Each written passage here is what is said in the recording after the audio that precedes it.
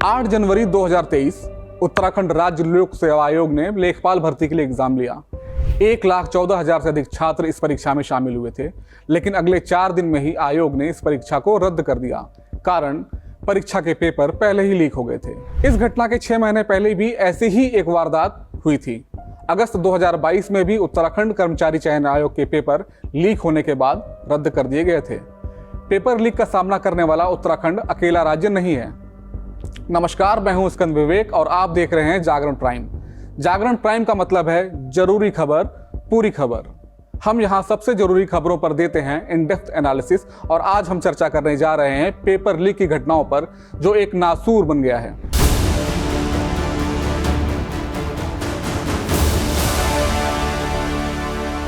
कश्मीर से केरल तक बीते 7 साल में पेपर लीक की 70 से अधिक घटनाएं हो चुकी हैं। लोक सेवा आयोग, कर्मचारी चयन आयोग, सीबीएसई, राज्य शिक्षा बोर्ड, कोई भी संस्था पेपर लीक के दाग से बच नहीं पाई है।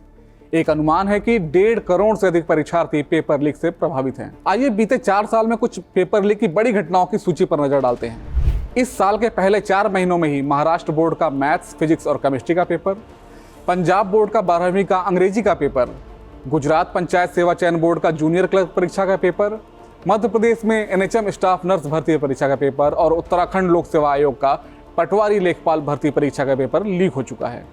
बीते साल तो पेपर लीक की 12 बड़ी घटनाएं हुई थीं। कुछ एक अपवादों को छोड़ दें तो देश के ज्यादातर राज्यों तक पेपर लीक का जहर फैल चुका है। राजस्थान, गुजरात जैसे राज्य तो पेपर लीक की राजधानियां बन चुके हैं। इन दोनों राज्यों में 13 से लेकर 14 पेपर लीक के मामले पिछले 4 सालों में सामने आए हैं। सवाल उठता है कि आखिर ऐसा क्यों हो रहा है? पेपर लीक की घटनाएं अचानक क्यों बढ़ गई हैं? ये जानने के लिए हमने प्रसिद्ध शिक्षक और आईआईटी में एडमिशन के लिए तैयारी कराने वाले इस संस्था सुपर 30 के संस्थापक आनंद कुमार से बात की। आनंद कुमार कहते हैं, सरकारी नौकरियों की चाह में लोग आज लाखों रुपए खर्च करने को तैयार हैं। मौके का फायदा उठाते हुए शिक्षा माफिया ने इसका बाजार खड़ा कर लिया है। पैसे के दम पर परीक्षा तंत्र से जुड़े लोगों को खरीद कर पेपर लीक जैसी घटना को अंजाम दिया जा रहा है। इसका खामियाजा उन अभ्यर्थियों को उठाना पड़ रहा है जो उस नौकरी के लिए सालों साल मेहनत करते हैं। ऐसे में आपके मन में भी सवाल उठ रहा होगा कि इतनी गंभीर समस्या से निपटने के लिए आखिर हमारी सरकारें क्या कर रही हैं? इसका जवाब है खानापूर्ति। पेपर लीक नासूर बन चुका है, लेकिन देश के 2/3 राज्य इसके लिए कानून बनाने तक की जहमत नहीं उठा रहे हैं। सिर्फ 3 राज्यों उत्तराखंड, गुजरात और राजस्थान ने कड़े कानून बनाए हैं, लेकिन ये तीनों कानून भी बीते 1 साल में बने हैं। 7 अन्य राज्यों की बात करें तो छत्तीसगढ़, झारखंड, यूपी, आंध्र, तेलंगाना, उड़ीसा और महाराष्ट्र में पहले से कानून हैं, लेकिन ये इतने लचर हैं कि वो उससे किसी भी अपराधी को सजा नहीं मिल पा रही है।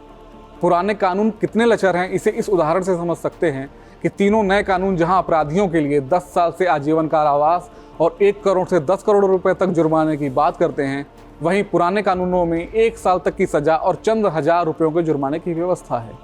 आइए इस ग्राफिक्स की मदद से 10 राज्यों के कानूनों को समझने की कोशिश करते हैं। उत्तराखंड के कानून में पहले अपराध के लिए 3 साल जेल की सजा का नियम है।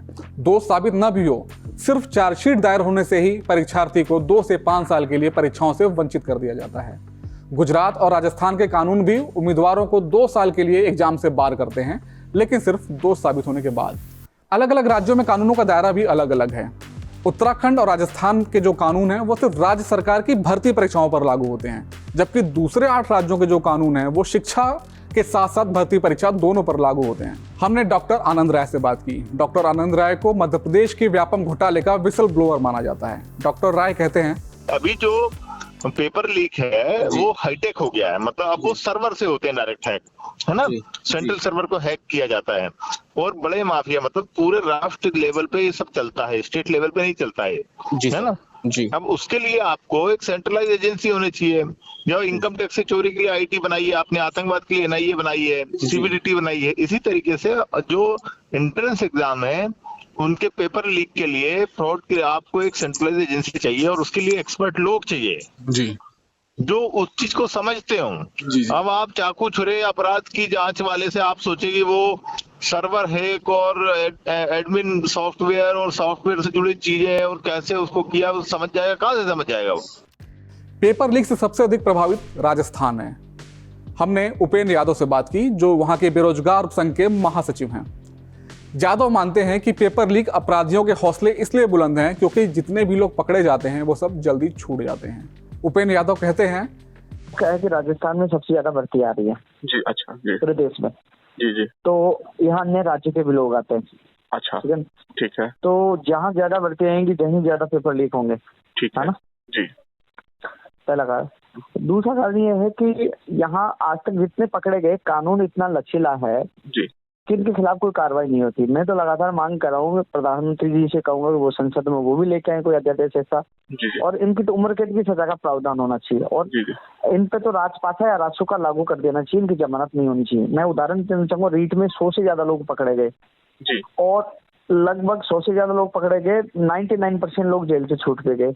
जो जी। मेन मुखिया था वो भी छूट गया सुप्रीम कोर्ट से। जी जी तो ये छूट जाते, फिर ये कांड करते, इनके खिलाफ सख्त कोई कदम नहीं उठा पाते।